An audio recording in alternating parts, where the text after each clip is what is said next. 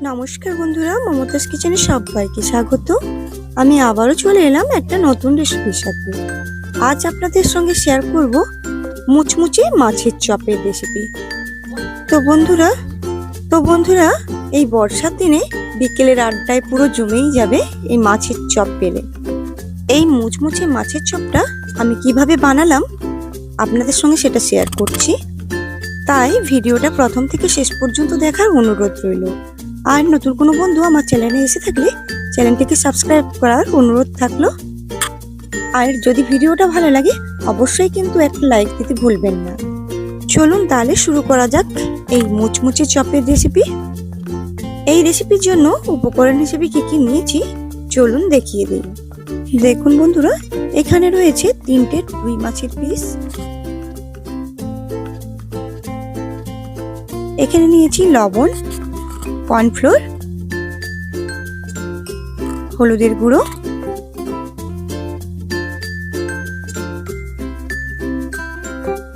এখানে রয়েছে কিছুটা ব্রেড ক্রাম্বস, কয়েকটা রসুন এভাবে থেতো করে নিয়েছি, আদা কিছুটা থেতো করে নিয়েছি, রয়েছে 4-5টা কাঁচা লঙ্কা এভাবে কুচি করে নিয়েছি, 2টো মিডিয়াম সাইজের পেঁয়াজ এভাবে কুচিয়ে নিয়েছি, 2টো আলু সেদ্ধ করে খোসা ছাড়িয়ে নিয়েছি।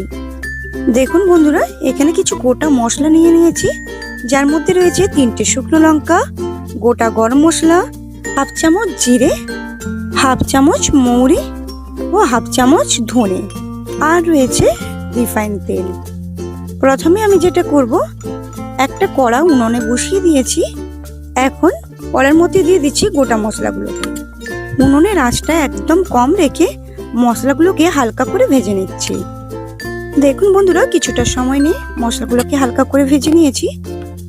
এখন একটা প্লেটে করে মশলাগুলোকে নামিয়ে নিচ্ছি। এখন এই মশলাগুলো ঠান্ডা হতে থাক।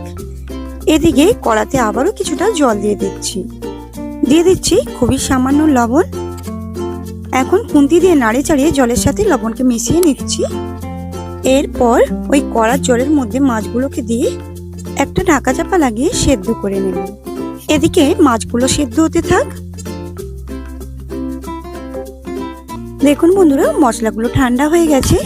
এই পর্যায়ে মশলাগুলোকে আমি শিলপাটাতে গুঁড়ো করে নিয়ে ফিরে আসছি। দেখুন বন্ধুরা, মশলাগুলো গুঁড়ো করে নিয়ে ফিরে এলাম। এদিকে আমি কড়া থেকে ঢাকনাটা সরিয়ে নিয়েছি। দেখুন মাছগুলো এক পিঠ সেদ্ধ হয়ে গেছে। এখন আরো এক পিঠ সেদ্ধ হওয়ার জন্য মাছগুলোকে উল্টে দিচ্ছি। দেখুন ফিরে এলাম কিছুক্ষণ পর। এখন মাছগুলো বেশ সুন্দরভাবে সেদ্ধ হয়ে গেছে। পিসগুলোকে একটা প্লেটে করে নামিয়ে নিচ্ছি। এখন মাছগুলো বেশ গরম রয়েছে, তাই মাছগুলোকে ঠান্ডা হওয়ার জন্য রেখে দিচ্ছি।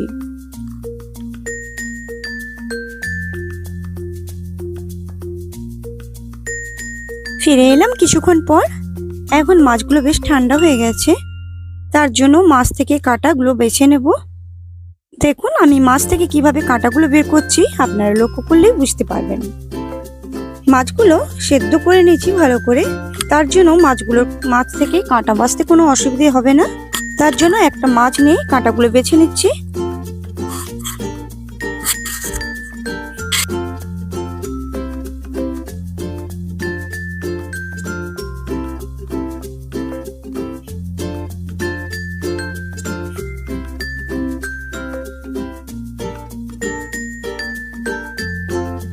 দেখুন বন্ধুরা, বেশ কিছুটা সময় নিয়ে একটা মাছের কাঁটা আমি পুরো বেছে নিয়েছি।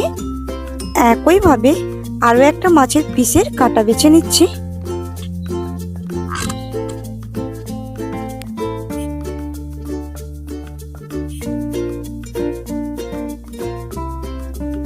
দেখুন বন্ধুরা,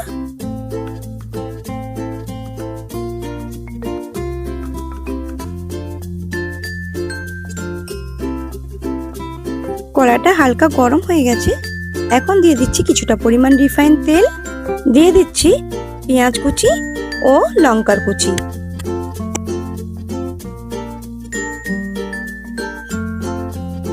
এখন পেঁয়াজ ও লঙ্কা কুচিগুলোকে হালকা করে ভেজে নেব।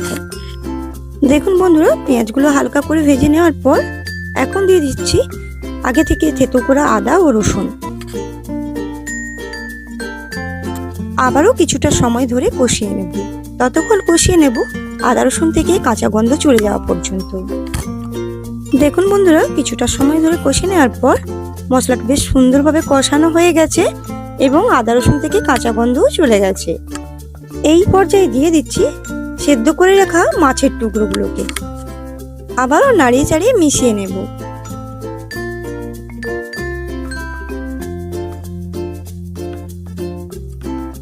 কিছুটা সময় নাড়িয়ে চাড়িয়ে মেশানোর পর এখন দিয়ে দিচ্ছি আগে থেকে সেদ্ধ করে রাখা আলু।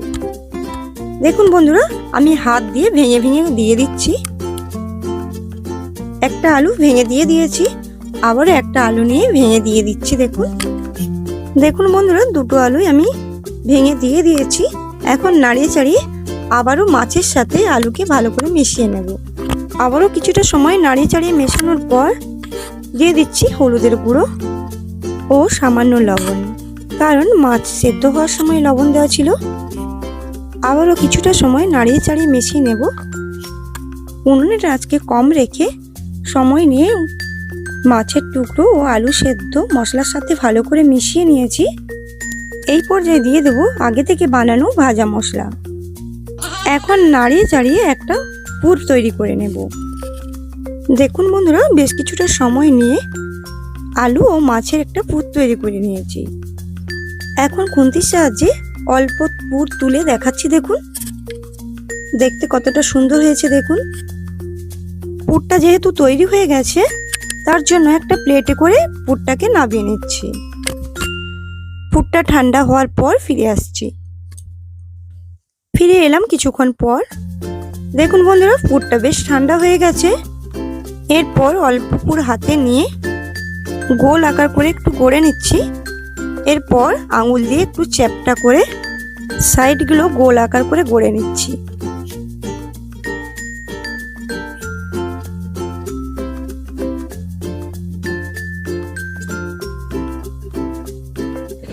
দেখুন বন্ধুরা, কথা বলতে বলতে একটা চপের শেপ করে নিয়েছি। একইভাবে আবারও অল্প পুর হাতে নিয়ে আবারও একটা চপের শেপ গড়ে নেব। দেখুন বন্ধুরা, এই চপের শেপটাও গড়া হয়ে গেছে। আবার একটা প্লেটে করে রেখে দিচ্ছি। একইভাবে সবগুলো চপ আমি গড়ে নিচ্ছি। দেখুন সবগুলো চপ আমি গড়ে নিয়েছি। এরপরে একটা বাটিতে করে কিছুটা কর্নফ্লোর নিয়ে নিয়েছি। দিয়ে দেব সামান্য পরিমাণ লবণ। এখন অল্প অল্প করে জল দিয়ে পাতলা একটা ব্যাটার তৈরি করে নেব।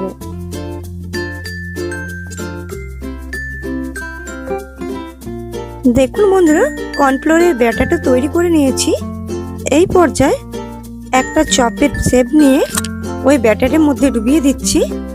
এরপরে ব্যাটার থেকে তুলে সরাসরি দিয়ে দিচ্ছি ব্রেড ক্রামের উপর এবং চপটার উপর দিয়ে ভালো করে কোট করে নেব।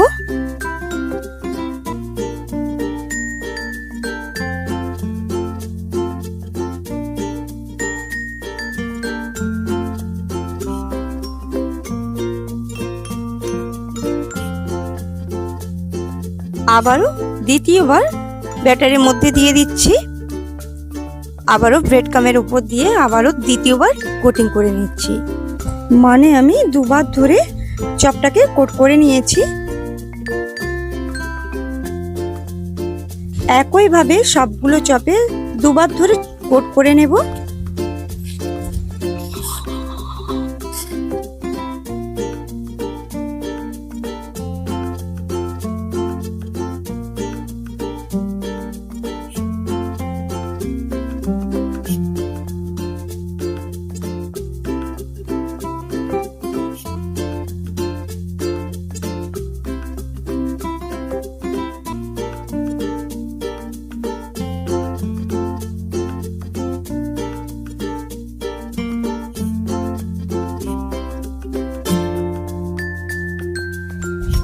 দেখুন বন্ধুরা, কিছুটা সময় নিয়ে সবগুলো চপ আমি কোট করে নিয়েছি। এখন ভেজে নেওয়ার পালা। তার জন্য আমি একটা কড়া উনুনে বসিয়ে দিয়েছি। দিয়ে দিচ্ছি বেশ কিছুটা পরিমাণ রিফাইন তেল। দেখুন বন্ধুরা, তেলটা বেশ গরম হয়ে গেছে। আর এই চপগুলো ভাজতে হলে এই গরম তেলেই ভাজতে হবে। তার জন্য একটা একটা করে চপ আমি ওই তেলের মধ্যে দিয়ে দিচ্ছি। দেখুন আমি 3টে চপ ওই তেলের মধ্যে দিয়ে দিচ্ছি। এই সময় কিন্তু উনুনের আঁচটাকে মাঝারি রেখেছি, আর এই উনুনের আঁচটা মাঝারি রেখেই চপগুলোকে মুচমুচে করে ভেজে নেব।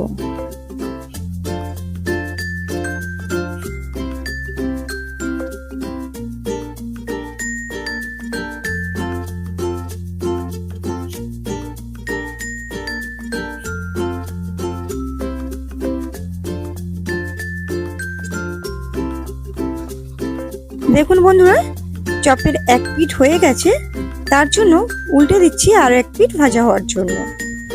দেখুন বন্ধুরা, বেশ কিছুটা সময় নিয়ে চপগুলোকে উল্টে পাল্টে মুচমুচে এবং লাল করে ভেজে নিয়েছি। এখন চপগুলো খাওয়ার জন্য তৈরি। তার জন্য একটা চামচের সাহায্যে দুটো তুলে দেখাচ্ছি। দেখুন সামনের দিক থেকে। চপটা দেখেই আপনারা নিশ্চয়ই বুঝতে পেরেছেন চপটা কতটা মুচমুচে হয়েছে।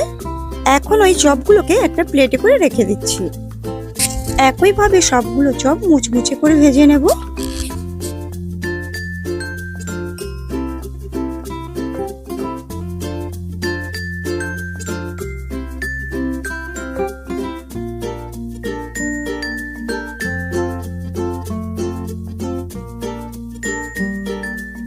দেখুন বন্ধুরা, সবগুলো চপ আমি ভেজে নিয়েছি।